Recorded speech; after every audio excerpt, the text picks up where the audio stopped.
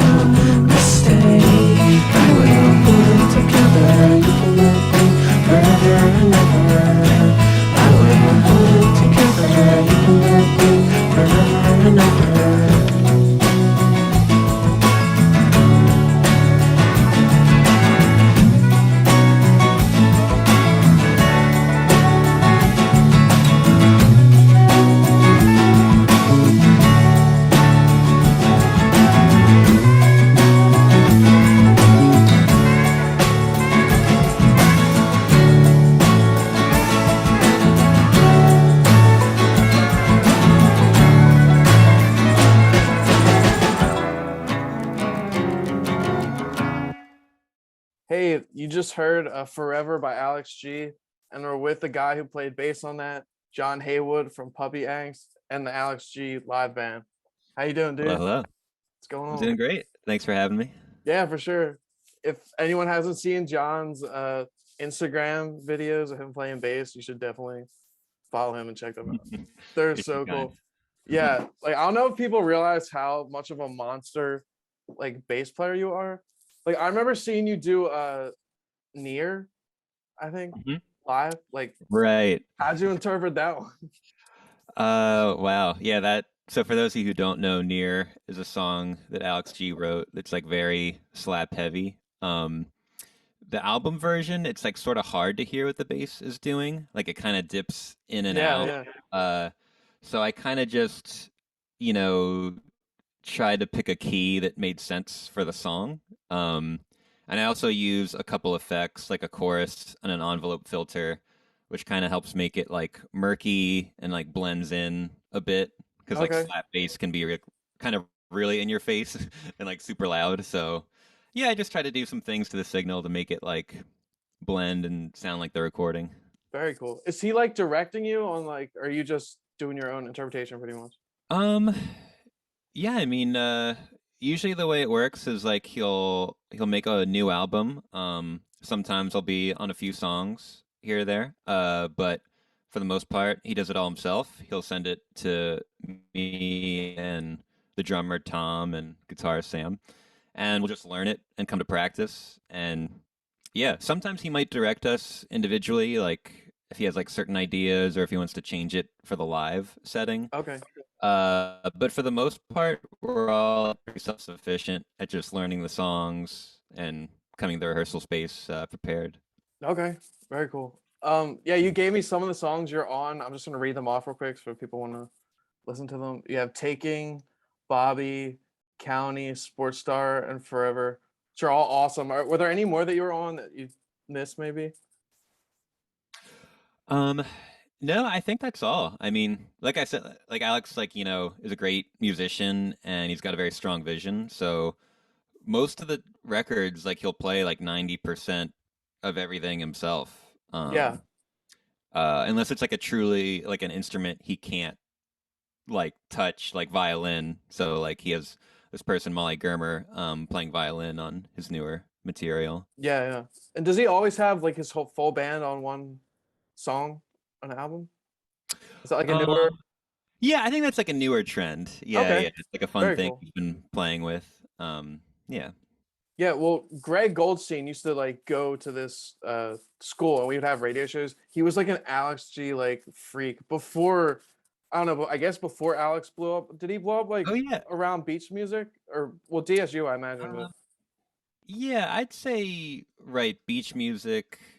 I believe Beach Music was the first one we like started doing like international stuff with, Okay. and maybe DSU before then was when we started doing like domestic touring. Okay. But yeah, Greg Goldstein was always super great to us. I think he like hosted like a very early show for us um, with Cuddle Magic. I remember. Yeah, I remember hearing Uh, about that. yeah, I'm trying to remember the name of the venue. It was a very like unassuming Was it like Studio multi. Lulu?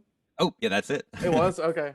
Yeah, yeah. And yeah, Cuddle Magic. I'm like, they're so amazing. So yeah, that was a fun show. Oh yeah. Well, so your band Puppy Angst, like you guys are awesome. For anyone Alex G fans like haven't checked it out or like aren't aware, like I didn't know, and then I heard you showed me My Best. We're gonna Mhm. play that at the end of the interview, but that song is like awesome. And then I was watching your you have like a live session video on YouTube. I'll show Oh, you. yeah, I guess we do. I guess I didn't Yeah, know. yeah, you're in that.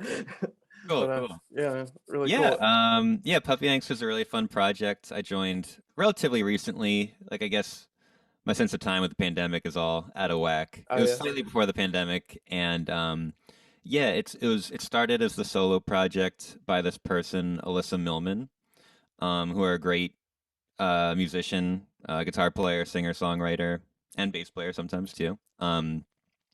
And yeah, I saw on Facebook that they needed a new bass player because their last one had left. So I joined on, learned the current material that they had already had, and then started writing new songs with them. Okay. So most of that material isn't out yet. It'll slowly be released maybe over the summer and definitely this fall. There'll be like a whole album worth of material that I'm on. So I'm excited for Sweet. that. Very exciting. So you guys will be touring then, I imagine. Yeah. I mean, it's tricky, like being in two bands, especially Alex's band that's like very active. Yeah, yeah. That one gets priority, and it does make it tough to do things with Puppy Angst. Then, I'm sure anyone who's in multiple bands knows it's like it's a tough balancing act. Yeah, it sounds Uh, like it. so yeah, we'll try to do some small tours and shows here and there. Okay, cool. Now, is your girlfriend or wife, I'm not sure, is in a band as well, Yeah, correct? yeah. I'll say partner. Yeah. Yeah, Ivy Gray Klein is in this band Corey Flood. Yes. They are on the label Fire Talk that Dead is a part of. DEHD. Okay. They're a great band who've blown up recently. I'd recommend anyone checking out the band Dead. Um, and yeah, so yeah, she plays bass too. Oh wow. I'm actually looking at like I'm in like my office right now, and we have like one wall that's just all basses. Very cool. Some are right-handed, which are mine, and then hers are left-handed.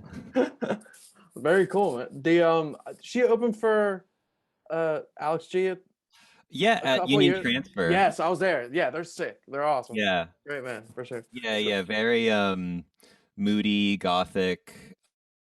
They're a three-piece. Yeah, really interesting style. They're great. awesome. Very good. What got you started in bass and stuff? Because you're not just you don't seem like some guy that's just like, oh, I play bass sometimes. Like you're like a legit like Right. Well, thanks for saying I'm yeah. legit. No, not legit. Like, dude, like you're awesome. Like, I don't know. You need some Appreciate credit. it. Um, so yeah, I mean, I kind of joined it or came into it unwillingly in a way. Okay.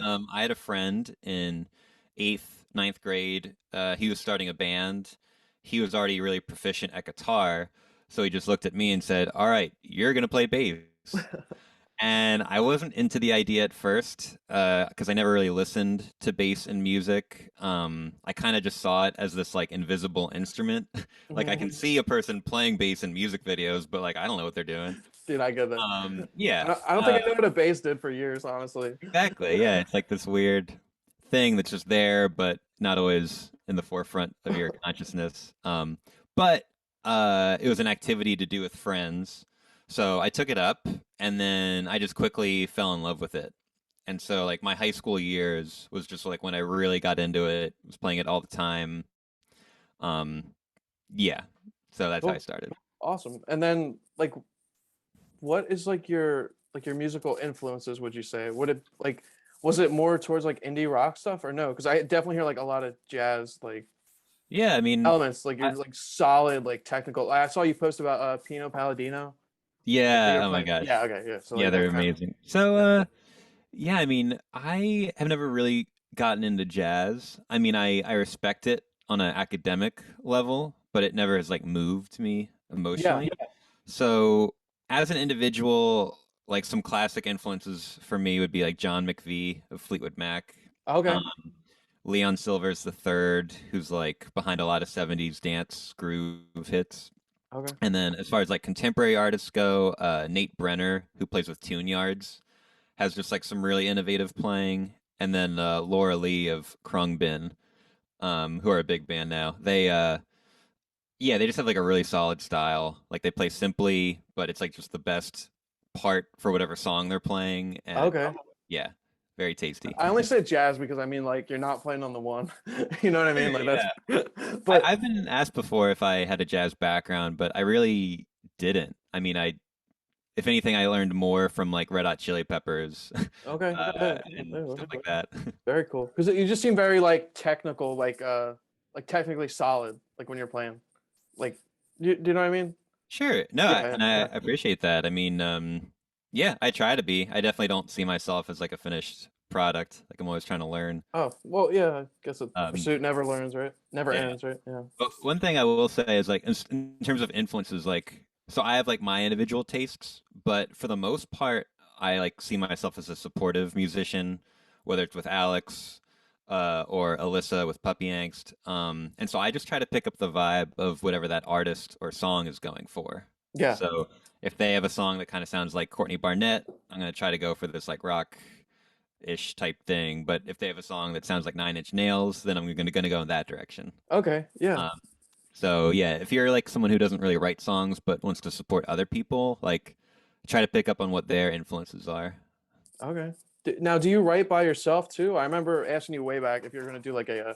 solo thing, if you had anything going on. Yeah, not really. I don't know. I'm definitely like trying to so most of my career has just been spent on like figuring out how the bass works. Hmm. And slowly I'm like wrapping my head around like piano and drums and singing. Um, but I don't know. I guess I don't feel confident enough to have like the complete vision. I kind of just like staying in my lane, if that makes Okay. sense. Yeah, Uh, nothing wrong with that, dude. yeah. Yeah, for sure. But even like when you stay in your lane and you do like those Instagram videos, like they're not just Instagram videos, like they're pretty in depth, you know? Like they're Yeah, awesome. The that- they're fun. yeah, were some of those like original? Yeah, I think so. Based on just like the kind of bass I'm using, like I have one video where I picked up my Mustang, and that was just like an original groove, and then the last one I did was original as well. I'm gonna try to do more original type stuff because there's so many cover videos out there, and Yeah, like yeah. I feel like I can do it, but like it doesn't really like do much for me, or I don't know. So Okay. No, I know what you mean. Uh uh, yeah. like some songs that like the Alex G ones that you're on, like stuff you touch, like Sportstar, like dude, like I mean the song's amazing, but like that floating bass line you do in there is like completely like transforms it, I think. It's like awesome. Like I've noticed that forever, but I didn't know you were on that song. Oh yeah, thanks. Yeah, yeah, for sure. Well, I'm gonna give credit where credit's due. That was pretty much a bass line that Alex wrote, that he wanted me to perform. Okay. So like I learned it, like charted it, and then just played it pretty much as is. Okay.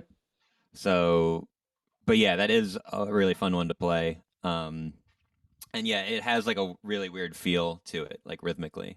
Okay. What's Um, your favorite one that you've done, do you think? um, let me think. Um, I mean, I think Forever like will always have like a special place in my heart just because that was like the first one. Okay. And I just like remember the moment he like showed me that song in the basement of the house I was living in. Um, and like I hadn't like really recorded that much at all at that point, so I kind of just went into it like, and also Alex wasn't like the superstar that he is now, so Okay. it was just like the lowest pressure like situation. It was just like a lot of fun. Whereas like Very cool. nowadays, if he asked me to record, I'm like, okay, better not mess up. Like thousands of people are gonna listen to this. Yeah, Yeah, it must be different. Like yeah. There's more pressure now. for sure. The what is like has the process changed at all for like all the ones that you did, were you ever in a studio or has it all been like home? I'm trying to remember the ones I totally did. So the first one forever was just through his laptop, and he had like a Samsung mic that plugs into a computer USB style. Uh, I think he even actually did that for Bobby too with Oh, me. okay. Actually, yeah, I guess all the ones I've been on so far were just like USB mic into his laptop. Um, Like Mike and your amp? yeah, yeah, yeah. Oh wow, okay, that's cool. I thought it'd Um, be like DI or something. Wow. no, not even. But I think there is like some like bonus track on some Oh, album or like that we did at Headroom Studios, and it's like a jazzy one. I know what you're talking about. I cannot Yeah. think of the name. Uh, Uh, it might be. Is it called Fell? Fell. Is Yeah, it yeah, Fell? yeah. All right. So yeah, so that one was very much like professional studio, and I think sounds good accordingly. Okay, very cool. How'd you guys like meet and stuff, or like, was like the Um, origin of that? I mean, everyone's story is a little bit different. Like Sam and Alex have known each other forever since grade school. And then Tom is in a band with his brother called Snoozer, Yeah, that's and awesome. they were contemporaries with Alex and Sam's band, the Skin Cells. So they brushed paths a lot. Myself, I was just living in a house my like junior and senior year with a bunch of friends.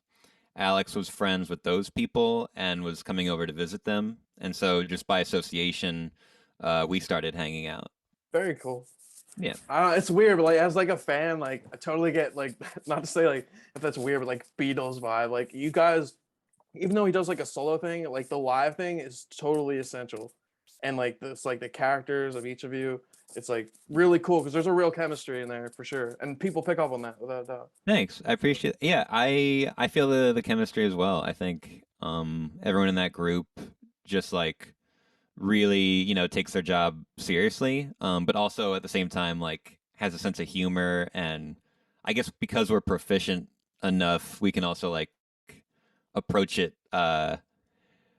What am I trying to say? Like we have fun with it basically. Yeah, yeah, So definitely. it goes the balance of like trying to do it really well, but also having fun, and yeah, and everyone's just like really nice to be around too. So I Yeah. think that helps. What was like lockdown like? Because being a tour musician is like your main thing, I Yeah, imagine. Yeah. yeah, it So is. I heard Um, about the race vinyl. Or did he like yeah, help? yeah, That is that's. so cool to hear. I know. I was also surprised when he did that because he's kind of Alex has like opinions about like his older music and doesn't try to put it on blast too much. So the fact that he like uh revived Race as like a reissue to sell to like support myself, the other musicians, our sound guy, like that was super nice of him. That's awesome. This Yeah, speaks volumes about, I guess, like how oh it must be. Yeah. oh my gosh, yeah, he's a very generous person. Yeah, the pandemic was definitely weird. I just tried to make the best of it, I guess, and like really, hunkered down, like try to like practice more, like take a look at like my gear and my sound, like are there things I can improve. I also like, wasted my time with like video game escapism and stuff. Nothing wrong with that. What are you playing? Lately it's been Elden Ring, which Okay. I regret booting up from the moment. It's a massive game. It's a huge time suck. Yeah, endless. And That's I've been hooked on Dragon Quest, but yeah, anything that's like I don't know, open ended. I'm like, I don't know if I want to get into that. yeah, you lose yourself to Oh it. I yeah, like, for sure. like, do I want to do chores and like clean myself today, or do I want to play Elden Ring? It's like you lose a whole day to it. It's crazy.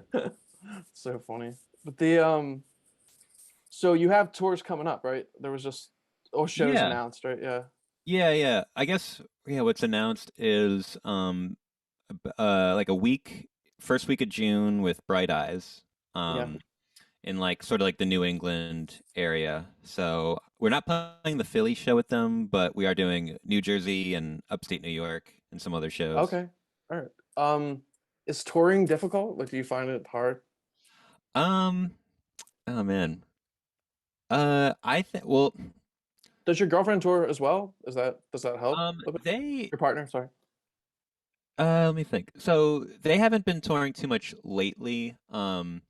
with Corey Flood, like they for the most part all have like outside jobs with like time commitments. Okay. Like doing the big tours is like difficult for them. For us, I do really enjoy touring. I think geez, what do I want to say about it? Yeah, I mean, it's a lot of fun. The lifestyle, you kind of get into this rhythm where like you know what you're gonna do each day, and you're always moving. So like you're never bored. Like you have a very like clear role. I feel like when we're at home, we talk about like having this sense of like ennui and like boredom and like what are we like doing with our lives. But then when we're on tour, we have like this very clear purpose and there's the adrenaline of shows each night and there's like new food in every town and like meeting new people, so yeah, it's great. What's um yeah. what's the food thing situation like? I always wonder because I am like a fast food junkie. Like it'd be dangerous for me like to Yeah, I tour. mean, So I if you just like wonder how fast you do food, that. that's easy to uh I think when we were a bit younger, like 2014, 15, we like just didn't care at all and we would eat like McDonald's and stuff like all the time. Amazing. um I think now we're a little more health conscious, and so I think a lot of bands do this, but just like trying to find the nearest Whole Foods is like Okay. a good option. Yeah. They have like the like hot food bar and just like a lot of different like prepared meals and stuff. Very cool. Very cool. Yeah, but we try to like hit up nice restaurants when we can. Um, but that can be very hard. So I think our compromise situation, if there's like only fast food, is we'll do a Cracker Barrel, Okay. like a Very sit cool. down meal that you can usually find anywhere. Nice. Does someone like well, I'm sure, but like, does one of the band members manage like the budget, or how does that work? um, yeah, well, actually, so we have a tour manager now. This guy Cal Tung, who is great. He's like super experienced working with other bands, and now we're lucky to have him. And I used to not really know what a tour manager did, but Yeah. now that I see what it's like to have one with you, it's just a total game changer. Just makes everything so much more comfortable and less stressful. Very cool. Uh, so yeah. So to answer your question, yes, there's a person whose job it is to Nice. make sure. What are you guys touring in? We have like a Ford. Let's see, I think it's called a Ford Transit passenger van. We Okay. used to have a Ford E350, which is like the classic band workhorse that like everyone loves. They like last forever. But they're actually discontinued now. Oh, And I think they're actually, because they're like so common, like people know how to like break into them. A lot of those times when you see like, hey, like our van got stolen or like the stuff inside it got stolen, like oftentimes it is one of those older oh, Fords. okay. I've seen many of those posts like Yeah. online. So we just have Horrible. like the newish or the newer version of that. Um, and yeah, it's great. Just like a big old white van. Nice. What are you listening to? Like what's being played? Uh, it's all sorts of different things. Our merch guy, this dude Kyle Schwander, is like a playlist master. Oh So wow. like he'll DJ a lot. Sometimes we'll listen to like different podcasts. Or even just seeing like what's on like the radio. Like it can kind of be like a funny experience to see what Middle America is listening to, like the newest country singles and stuff. True. Yeah. The what so like so you were playing with Alex before everything like blew up. Yeah, I mean, by the time I heard of him in like 2010 and 2012, like he was like kind of big locally. Yeah. Like if there was a house show that had Alex G playing, like people would like blow it up. Yeah, I Uh, remember hearing about it. It was insane. Yeah. yeah, but I guess he wasn't. I mean, I guess I don't know the full answer, but yeah, he definitely wasn't like the big giant label backed entity that he is now. Yeah. Can you remember what happened specifically, like watching his career blow up? Um, or what do you mean by that? I'm sorry. Like, do you know like when he went from just like local, or even how he got big locally, and then how he Um, yeah, I got mean, big in like a large scale? I feel like he had a very organic growth. Like, Yeah. some people are like discovered by a label and then they're just like advertised and like put on blast and Yeah. get big that way. I feel like he truly just got big by like people identifying with his music and then word of mouth and like friends showing friends. So Yeah. like Bandcamp was really big for him. I do think too in the early days, like Rolling Stone did an article on him and some other um, like online music uh, news platforms kind of like marketed him as like the bedroom pop star. Okay. Because Yeah. there's like a lot of people doing this, but like I think people or some entities sold him as the idea as like this person who's like recording everything himself in his bedroom. Yeah. And what a novel world we live in, where like that's possible and you don't have to go to a studio. Yeah. So I think he was like, at least in my memory, like one of the first bigger names to be like self-made musician. Awesome. Like, But there's like a ton of people doing that. Like Grimes, I know, had like a similar. They were marketed similarly too. Like Grimes was like all self-recorded and produced. okay. Yeah, Okay. Because I'm sure like there's good songs trapped. That's like the other thing, like the underlying, like you can't deny great songs. You know what I mean? So exactly. yeah. Yeah, So just good material, and yeah, people caught on. what happened when you were like able to like sustain yourself as a touring musician? Like, do you remember if there was a certain time that happened or? Um, oh, that's interesting. Yeah, I mean, I guess uh, yeah, like eventually we got to the point where we were like touring regularly and playing certain festivals, like you like any like kind of big outdoor festival, whether it's like Firefly or like Shaky Knees, like they usually pay artists pretty well. Same with like college shows too. I Okay. guess like arts budgets Oh yeah. allow them to pay bands pretty well. So like yeah, once we started like getting into that world, and I realized like I could kind of do it full time. Yeah, it was. I felt just super lucky. I still feel really lucky. Um, yeah, it's mind-boggling. I feel like I'm always waiting for the day for it to like run out or stop. It's like too good to be true sometimes. Yeah. And I do some work outside of music, just like as like a kind of like a safety net lifeline, just in case. You Yeah. know? Nothing wrong with that. Yeah. But yeah. But so everyone needs to listen to the Puppy Angst album that's coming out. So what's the best way to like follow that? Is it Instagram, I imagine? Yeah, yeah, there is a Puppy Angst Instagram. Sorry, I'm like, You're good. I'll link it after. yeah, actually, yeah, it is just called Puppy Angst. Yeah, so you can follow the Instagram. Alyssa is often posting like the newest things we're up to and like song releases, and we're gonna have like music videos coming out. Okay. So yeah, it's gonna be a good time for that band coming up. Exciting. Sweet. And we'll have to have Puppy Angst on too at some point. Yeah, Like that'd be like maybe great. to everyone. But so I'll link all the songs in the bio that you're on for Alex G as well. And Sure. then if there's like Puppy Angst songs you want me to put on there, I'll do that too. But yeah, dude, thank you so much for talking with me, man. I appreciate it. And it's super cool to talk, like learn all this about you. Yeah, no, I really appreciate you having me on. Yeah, man, for sure. Yeah, thanks so much. Yeah, dude. Of course. Have a good one, all right? Thanks, you too.